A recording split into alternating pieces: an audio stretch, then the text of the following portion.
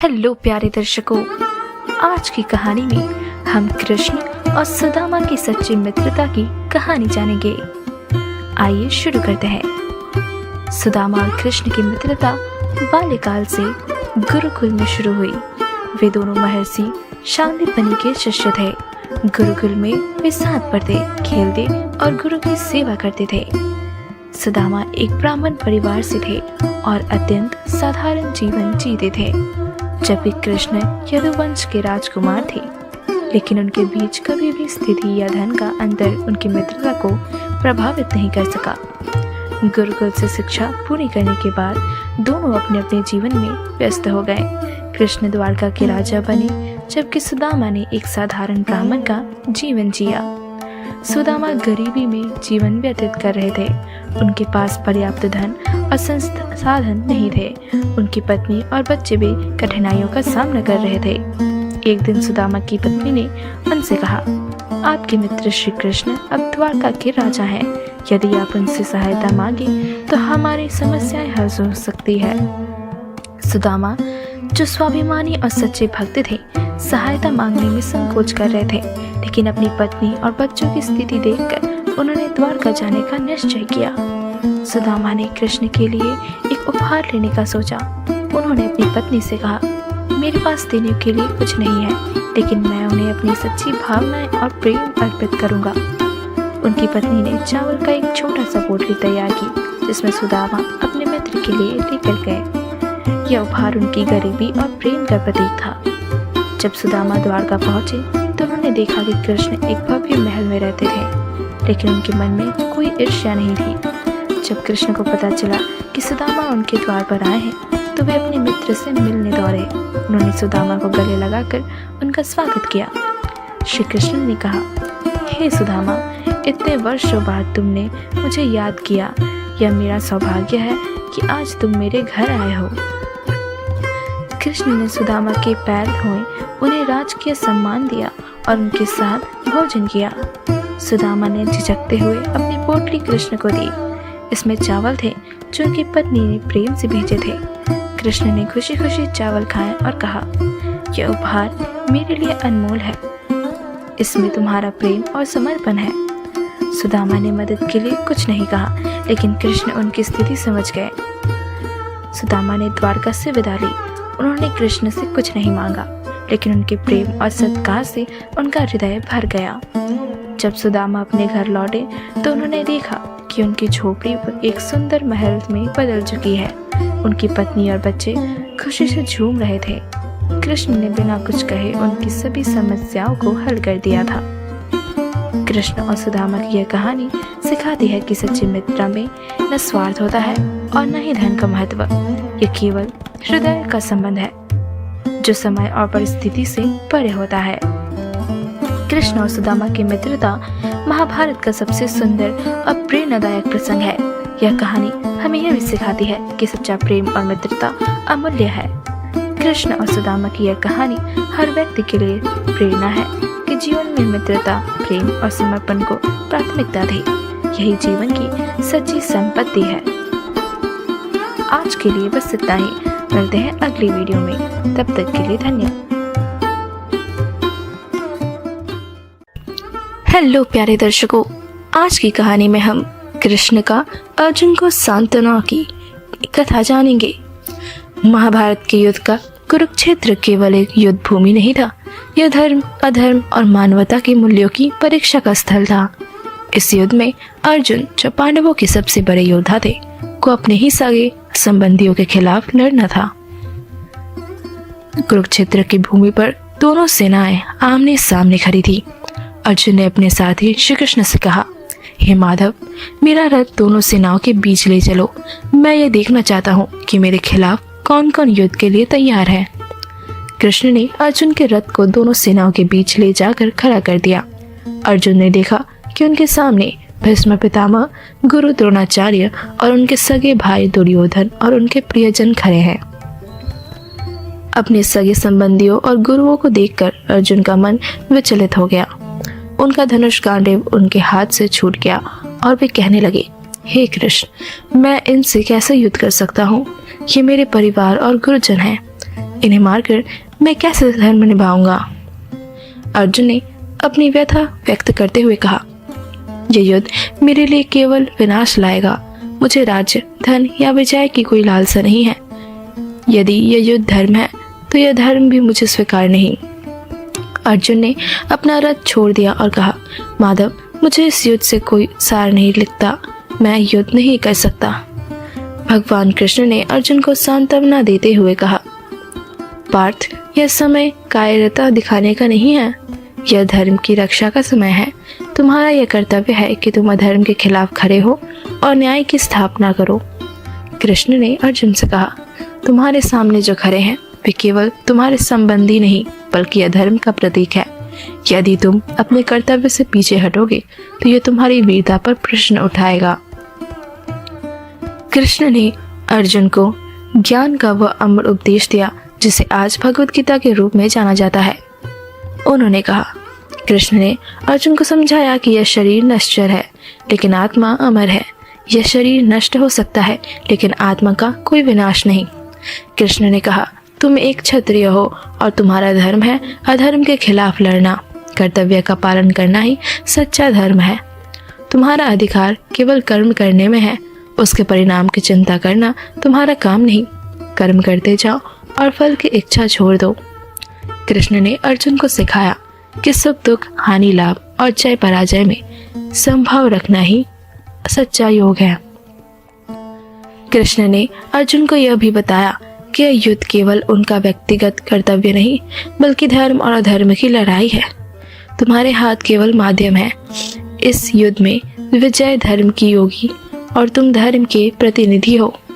कृष्ण ने अर्जुन से कहा, हे पार्थ, तुम केवल अपने कर्तव्य पर ध्यान केंद्रित करो, भगवान का आशीर्वाद तुम्हारे साथ है। कृष्ण के उपदेशों ने अर्जुन के भीतर नई ऊर्जा भर दी। उन्होंने गांडीव उठाया और कहा, माधव, मैं आपके मार्गदर्शन में अपने कर्तव्य का पालन करूंगा। अब मेरे संदेह समाप्त हो गए हैं। मैं धर्म के लिए युद्ध करूंगा। कृष्ण का अर्जुन को सांत्वना देना केवल एक योद्धा को प्रोत्साहन करना नहीं था बल्कि यह हर व्यक्ति के जीवन के संदेह और संकटों को सुलझाने का माध्यम था। कृष्ण ने अर्जुन को दिखाया कि सच्चा ज्ञान, प्रेम और कर्तव्य कैसे जीवन को अर्थपूर्ण कराते हैं। यह कथा हमें सिखाती है कि जीवन में जब हम धर्म संकट में पड़ते हैं तो हमें अपने कर्तव्यों का पालन करना चाहिए। कृष्ण का यह उपदेश हर युग में प्रासंगिक है और हमें जीवन की हर कठिनाइयों का सामना करने की प्रेरणा देता है। मिलते हैं अगली वीडियो में। जय श्री कृष्ण। हेलो प्यारे दर्शकों, आज की कहानी का टाइटल है द्रौपदी की प्रतिभक्ति और अपमान का बदलाव। महाभारत जो केवल युद्ध की गाथा नहीं है बल्कि इसमें कर्तव्य, धर्म और जीवन के गहरे संदेश छिपे हैं। इसी महाकाव्य में द्रौपदी जो पांडवों की धर्मपत्नी और धर्म की प्रतीक है, उनकी कहानी अपमान और न्याय के संघर्ष की अद्वितीय गाथा है। यह कथा उनकी प्रतिभक्ति और उनके सम्मान की रक्षा के लिए किए गए संघर्ष पर आधारित है। द्रौपदी राजा द्रुपद की पुत्री थी। उनका जन्म अग्निकुंड से हुआ था। वे केवल सुंदरता की मूरत नहीं थी बल्कि उनमें तेजस्वी, बुद्धिमत्ता और धर्म के प्रति अद्भुत निष्ठा थी। उनका विवाह पांडवों से हुआ और वे 5 भाइयों की धर्मपत्नी बनी। द्रौपदी की प्रतिभक्ति इतनी गहरी थी कि उन्होंने अपने पिता के सम्मान को हमेशा सर्वोपरि रखा। जब दुर्योधन और कौरवों ने द्रुपद का अपमान किया तब द्रौपदी ने प्रतिज्ञा की थी कि वे अपने पिता के सम्मान की रक्षा करेंगी। राजा द्रुपद ने द्रौपदी के लिए एक स्वयंवर का आयोजन किया। इसमें यह नियम था कि जो भी योद्धा मछली की आंख पर निशाना साधेगा वही द्रौपदी से विवाह करेगा। यह कार्य इतना कठिन था कि कोई भी योद्धा इसे पूरा नहीं कर पाया। अर्जुन ने ब्राह्मण वेश में आकर यह कार्य पूरा किया। स्वयंवर में द्रौपदी ने अर्जुन को अपना पति चुना। यह क्षण उनके जीवन का एक नया आरंभ था। महाभारत की सबसे दुखद घटना उस समय घटी जब कौरवों ने पांडवों को छल से जुए में हरा दिया। दुर्योधन और दुशासन ने द्रौपदी को सभा में बुलाया। यह उनका नारीत्व और सम्मान का सबसे बड़ा अपमान था। द्रौपदी को जबरन राजसभा में लाया गया और दुशासन ने उनके चीरहरण का प्रयास किया, लेकिन द्रौपदी ने भगवान कृष्ण को पुकारा। उनकी भक्ति और विश्वास के कारण चीरहरण असफल रहा और उनका सम्मान सुरक्षित रहा। इस घटना ने द्रौपदी को अपार पीड़ा दी। उन्होंने प्रतिज्ञा की कि जब तक दुशासन का रक्त उनके केशों को धोने के लिए उपयोग नहीं होगा, तब तक वे अपने बाल नहीं बांधेगी। उनकी यह प्रतिज्ञा केवल उनके अपमान का बदला लेने के लिए नहीं थी, बल्कि अन्याय के खिलाफ न्याय का प्रतीक बन गई। महाभारत का युद्ध धर्म और अधर्म के बीच था। पांडवों ने अपने अपमान और द्रौपदी के सम्मान की रक्षा के लिए यह युद्ध लड़ा। इस युद्ध में अर्जुन, भीम, युधिष्ठिर, नकुल और सहदेव ने अद्वितीय पराक्रम दिखाया। द्रौपदी की प्रतिज्ञा तभी पूरी हुई जब भीम ने दुशासन का वध किया। उन्होंने दुशासन का रक्त लाकर द्रौपदी को दिया। द्रौपदी ने अपने केश धोकर अपनी प्रतिज्ञा पूरी की। यह क्षण केवल प्रतिशोध का नहीं, बल्कि धर्म और न्याय की विजय का था। द्रौपदी की कहानी केवल अपमान का बदला लेने की नहीं है, बल्कि यह नारी शक्ति क्षण और धर्म की रक्षा का प्रतीक है। उन्होंने अपने जीवन से यह सिखाया कि अन्याय का विरोध करना हर व्यक्ति का कर्तव्य है। अपने सम्मान और आत्मसम्मान की रक्षा करना सबसे बड़ा धर्म है। अन्याय के खिलाफ आवाज उठाना न केवल आवश्यक है, बल्कि यह समाज के लिए प्रेरणा का कार्य है। द्रौपदी की भक्ति और साहस हमें दिखाता है कि सच्ची निष्ठा और विश्वास से हर कठिनाई को पार किया जा सकता है। आज के लिए बस इतना ही। मिलते हैं अगली वीडियो में। तब तक के लिए धन्यवाद।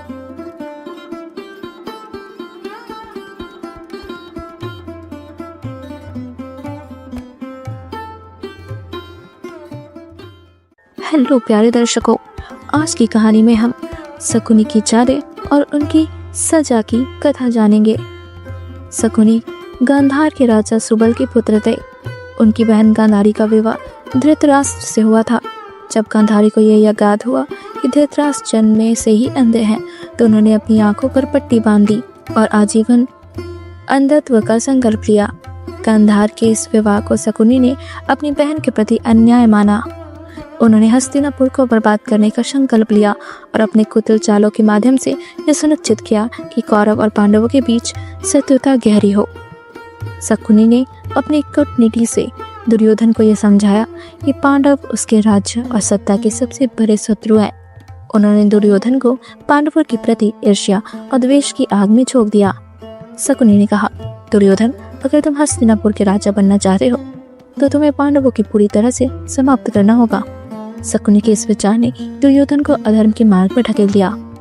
शकुनी ने पांडवों को मारने के लिए पहली चाल लाक्षागृह की रची। उन्होंने वर्णावत में एक महल बनवाया जिसे लाख मोम से बनाया गया था। योजना थी कि पांडवों को उस महल में बुलाकर आग लगा दी जाए, लेकिन विदुर ने पांडवों को इस योजना के बारे में चेतावनी दी। पांडव समय रहते उस महल से बच निकले। यह शकुनी की पहली असफल चाल थी। शकुनी की सबसे घातक चाल जुए का खेल थी। उन्होंने दुर्योधन को यह समझाया कि जुए में पांडवों को हराकर उनका राज्य, धन और सम्मान छीन सकते हैं। युधिष्ठिर, जो धर्म का पालन करते थे, शकुनी की कूटनीति को समझा नहीं पाए। उन्होंने जुए के खेल में अपनी सारी संपत्ति, राज्य और अंत में द्रौपदी तक को दांव पर लगा दिया। इस खेल में द्रौपदी का अपमान किया गया, जो महाभारत के युद्ध का सबसे बड़ा कारण बना। कुरुक्षेत्र का युद्ध, जो कौरवों और पांडवों के बीच हुआ, शकुनी की चालों का परिणाम था। शकुनी ने दुर्योधन और कौरवों को यह विश्वास दिलाया कि उनकी सेना अजय है और पांडव कभी विजय प्राप्त नहीं कर सकते। लेकिन उन्होंने यह नहीं सोचा कि अधर्म का अंत निश्चित होता है। कुरुक्षेत्र युद्ध के अंतिम दिनों में भीम ने शकुनी को हराया और उसे मार डाला। उसकी मृत्यु के साथ ही उसकी सभी कुटिल योजनाओं का अंत हो गया। शकुनी ने मरने से पहले स्वीकार किया, मैंने अधर्म और छल का मार्ग चुना। मेरी चालों ने मेरी बहन के परिवार को बर्बाद कर दिया। मेरा अंत मेरे कर्मों का फल है। शकुनी की कहानी हमें सिखाती है कि अधर्म और छल का अंत विनाश है। परिवार में फूट और ईर्ष्या का परिणाम हमेशा दुखद होता है। कर्म का फल हर व्यक्ति को भुगतना पड़ता है। शकुनी की कथा एक चेतावनी है कि छल, कपट, अहंकार और अधर्म की राह कभी भी सफलता नहीं दिलाते। उनकी चालों ने न केवल कौरवों को बर्बाद किया, बल्कि स्वयं उनका अंत भी निश्चित कर दिया। महाभारत की ये गाथा सिखाती है कि धर्म, सत्य और न्याय का पालन ही जीवन का सर्वोत्तम मार्ग है। मिलते हैं अगली वीडियो में, तब तक के लिए धन्यवाद। हेलो प्यारे दर्शकों, आज की कहानी में हम द्रौपदी की भक्ति और धर्म के बारे में जानेंगे। द्रौपदी का जन्म राजा द्रुपद की यज्ञ वेदी में हुआ था। वह दिव्य गुणों से परिपूर्ण थी और उन्हें पांचाल की राजकुमारी होने का गौरव प्राप्त था। उनकी इच्छा थी कि उनके पति धर्म, साहस, बल, सुंदरता और ज्ञान का प्रतीक हो। द्रौपदी का स्वयंवर भारतीय इतिहास की एक अनोखी घटना थी। स्वयंवर में पांडवों ने ब्राह्मण के वेश में भाग लिया। अर्जुन ने धनुष की परीक्षा पास कर द्रौपदी का हाथ जीत लिया, लेकिन परिस्थितियों ने उन्हें पांचों पांडवों की पत्नी बना दिया।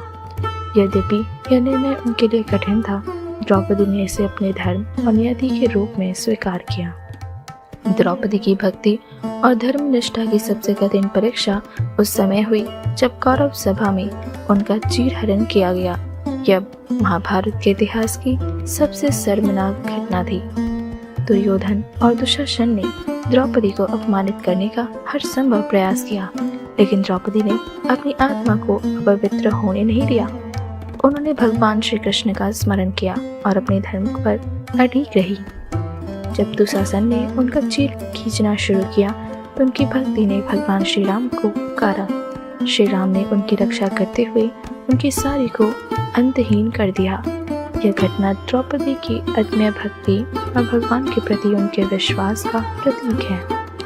जब पांडवों को जून में हराकर 13 वर्षों का वनवास दिया गया, तब भी द्रौपदी ने अपनी जिम्मेदारियों और धर्म का पालन किया। वह अपने पतियों की प्रेरणा बनी और उनके साथ हर कठिनाई का सामना किया। वनवास के दौरान एक बार एक ऋषि के शाप से बचने के लिए द्रौपदी ने भगवान सूर्य की आराधना की। भगवान सूर्य ने उनकी भक्ति से प्रसन्न होकर उन्हें एक अक्षय पात्र प्रदान किया। इस पात्र से द्रौपदी और पांडवों का भोजन कभी समाप्त नहीं होता था। यह उनके धर्म और भक्ति का प्रमाण था। महाभारत का युद्ध धर्म और अधर्म के बीच की लड़ाई थी। इस युद्ध में द्रौपदी का एक प्रमुख योगदान था। वह पांडवों के लिए प्रेरणा थी।